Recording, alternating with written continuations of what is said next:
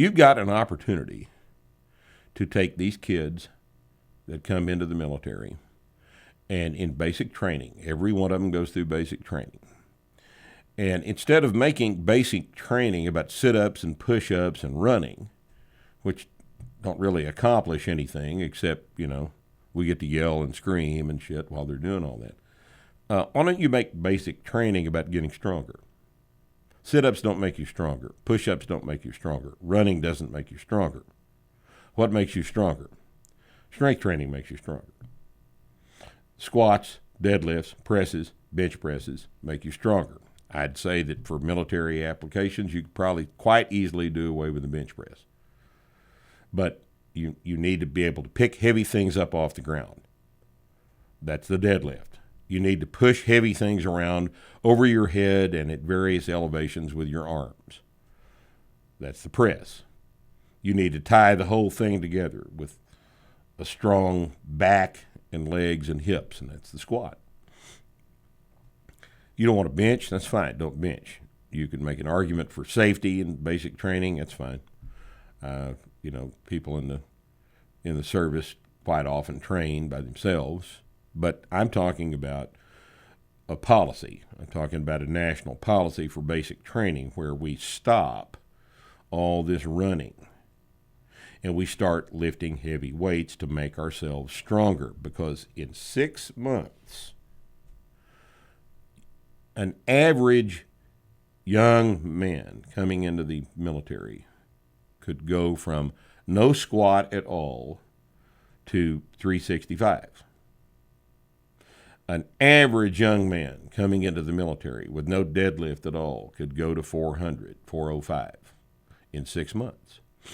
An average kid who's never pressed a barbell over his head could go to a 150-pound press in 6 months.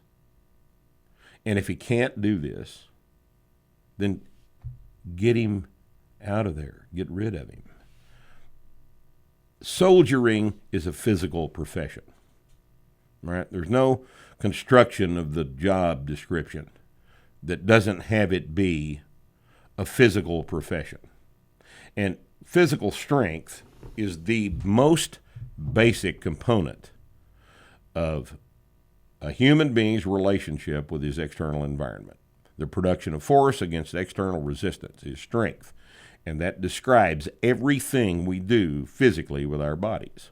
It involves the production of force against an external resistance, whether it's running or picking things up off of the ground or putting things where they need to be that are heavy. All of this involves physical strength. And I think it's also important to note that we are not fighting World War I. Now, we don't forced march everywhere we go. And we're mechanized. We show up in machinery. We kill people and break things. We load up on that machinery and we leave. We don't have to march 20 miles a day anymore. Now, here's the interesting thing about this discussion.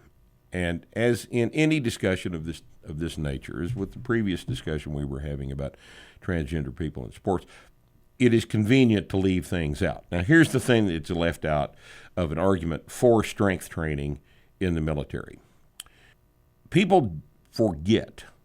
Maybe people don't know. Maybe people do know and they don't want to talk about it. Maybe they don't like to talk about it because it fucks up their argument. The process of going from no squat to 365 and no deadlift to 405 gets you in shape. It gets you in shape. There isn't a kid on the surface of the earth, a 22-year-old kid on the surface of the planet who can squat 365 and deadlift 405 and press 150 over his head who can't also run 5 miles. It doesn't occur. And yet, what we keep being subjected to is the idea that we have to run if we're going to run. No, you don't. No, you don't. We get people through the test, the running test all the time. By running 3 times before the test, they go past the test and they quit running again and start back with their training. And the running tests a major interruption in their training, but they recover from that in a couple of weeks, and then they're back to getting stronger. Being strong allows you to run. Being strong allows you to run. Running does not make you stronger. Now think about this. This isn't complicated. If being stronger allows you to run, but running does not make you stronger, and you know you need to be stronger, then what do? Do you run or do you get stronger? Well, you get stronger is what you do, because that accomplishes both objectives. And you don't run because running doesn't accomplish the objective of making you stronger. Now, this isn't complicated. This is simple arithmetic. This is just basic reasoning.